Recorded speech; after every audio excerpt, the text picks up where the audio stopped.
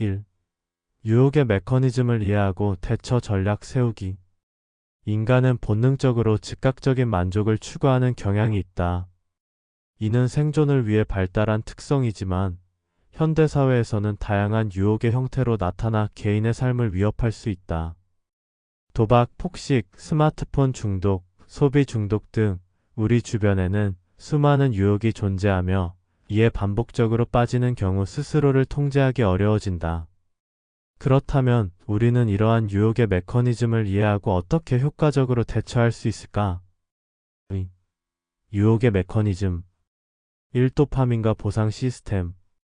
유혹은 인간의 뇌에서 도파민이라는 신경 전달 물질과 깊은 관련이 있다.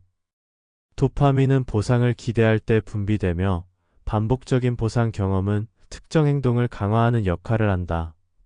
예를 들어 도박을 할 때마다 당첨의 기대감이 높아지고 도파민 분비가 촉진되면서 더욱 강하게 유혹에 빠져든다. 이 즉각적 보상과 지연된 보상. 유혹이 강력한 이유 중 하나는 대부분 즉각적인 보상을 제공하기 때문이다. 반면 장기적인 목표나 성취는 시간이 걸리며 보상의 크기가 불확실한 경우가 많다. 따라서 인간의 뇌는 즉각적인 만족을 제공하는 유혹을 더 쉽게 선택하게 된다. 3. 환경과 습관의 영향. 유혹은 단순히 개인의 의지만으로 극복하기 어려운 경우가 많다. 이는 환경과 습관의 영향을 받기 때문이다. 예를 들어 도박에 취약한 사람이 카지노 근처에 살고 있다면 유혹에 빠질 확률이 훨씬 높아진다. 또한 스마트폰을 무의식적으로 사용하는 습관이 형성되면 스스로 제어하기 어려워진다. 3. 유혹에 대처하는 전략. 1. 환경을 조정하라. 가장 효과적인 대처법 중 하나는 유혹의 근원을 차단하는 것이다. 도박에 빠지는 사람이라면 도박장 근처에 가지 않는 것이 중요하고 폭식하는 사람이라면 집에 과자를 두지 않는 것이 좋다. 환경을 바꾸는 것만으로도 유혹의 빈도를 줄일 수 있다. 이 행동을 구조화하라. 의지력에 의존하기보다는 일상을 구조화하여 유혹에 빠질 틈을 줄이는 것이 효과적이다. 예를 들어 스마트폰 중독을 방지하기 위해 특정 시간대에는 스마트폰을 사용하지 않도록 설정하거나 공부할 때는 도서관처럼 방해 요소가 적은 공간을 활용하는 방법이 있다. 3. 지연 전략 사용하기. 즉각적인 보상을 제공하는 유혹에 빠지는 것을 막기 위해 행동을 의도적으로 지연시키는 전략이 유용하다. 예를 들어 충동적으로 쇼핑을 하고 싶을 때는 하루 동안 기다리기 같은 규칙을 세워두면 불필요한 소비를 줄일 수 있다. 4. 대체 행동 찾기. 유혹을 피하려면 그것을 대체할 수 있는 건강한 행동을 찾는 것이 중요하다. 예를 들어 스트레스 해소를 위해 폭식을 하는 대신 운동을 하거나 명상을 하는 것이 도움이 될 수 있다. 또한 스마트폰 대신 독서를 습관화하면 자연스럽게 유혹을 피할 수 있다. 5. 자기 인식과 감정 조절. 유혹에 쉽게 빠지는 원인은 단순히 욕구뿐만 아니라 감정적인 요인과도 관련이 있다. 예를 들어 불안하거나 우울할 때 도박이나 폭식 같은 행동에 빠지는 경우가 많다. 따라서 자신의 감정을 인식하고 조절하는 훈련이 필요하다.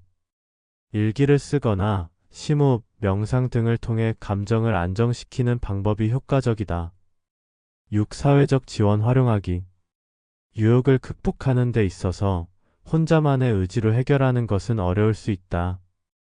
가족이나 친구에게 자신의 목표를 공유하고 유혹에 빠지지 않도록 도움을 요청하는 것도 좋은 방법이다. 또한 같은 문제를 겪는 사람들과 함께하는 모임의 금주 모임, 금연 모임에 참여하는 것도 효과적이다. 4.